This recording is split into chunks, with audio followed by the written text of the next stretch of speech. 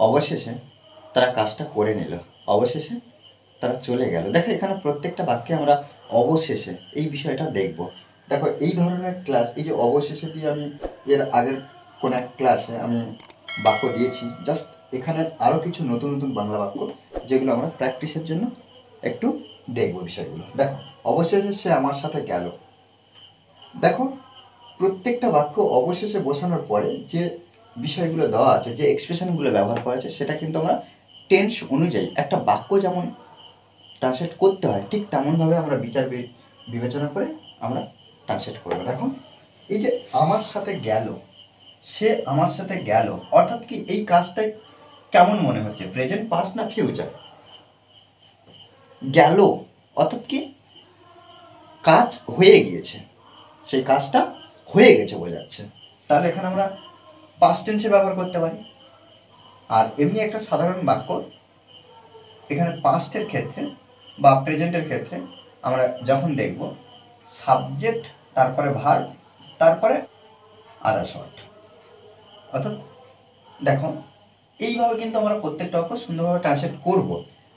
Just তার আগে কি করব, বাক্যটা ট্রান্সলেট করার আগে আমরা এই যে অবশেষে এর জন্য আমরা কি করব না, অ্যাট লাস্ট এটা ব্যবহার করব। তাহলে লিখতে পারি এমন, অ্যাট লাস্ট অবশেষে সে আমার সাথে গেল।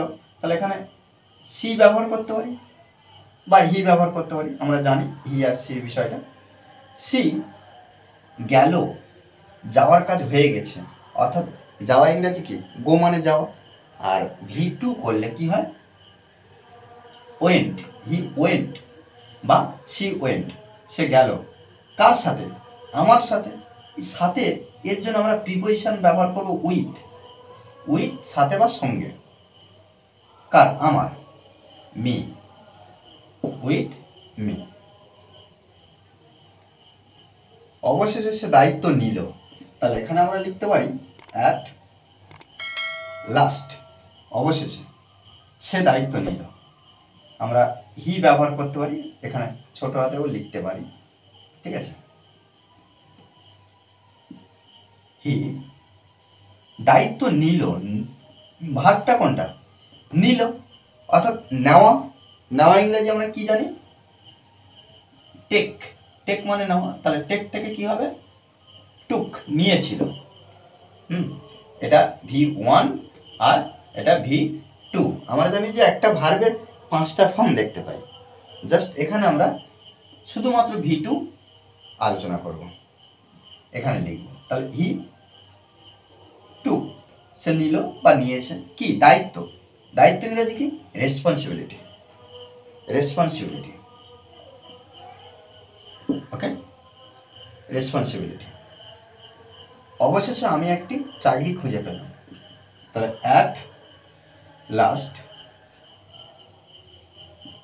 সাবজেক্ট আই, আমি খুঁজে পেলাম, অর্থাৎ খোঁজা ইংরেজি কি, ফাইন্ড মানে খোঁজা। তাহলে এখানে খুঁজে পাওয়া হয়ে গেছিল, অর্থাৎ পাস্ট টেন্সে ফাইন্ড থেকে ফাউন্ড। আই ফাউন্ড কি, একটি চাকরি, আ job, okay. I found a job, আমি একটি চাকরি খুঁজে পেলাম। তাহলে এখানে ফাউন্ড মানে খুঁজে পাওয়া।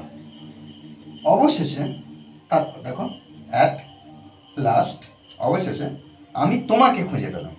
তাহলে আই একইভাবে ফাউন্ড, আই ফাউন্ড, আমি খুঁজে পেলাম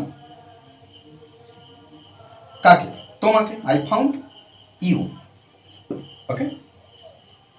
দেখো আরেকটা বাক্য আমি দেব, জাস্ট আমাকে অবশ্যই কমেন্ট বক্সে জানাবে। জাস্ট আমাদেরকেও প্র্যাকটিস করতে হবে। দেখো অবশেষে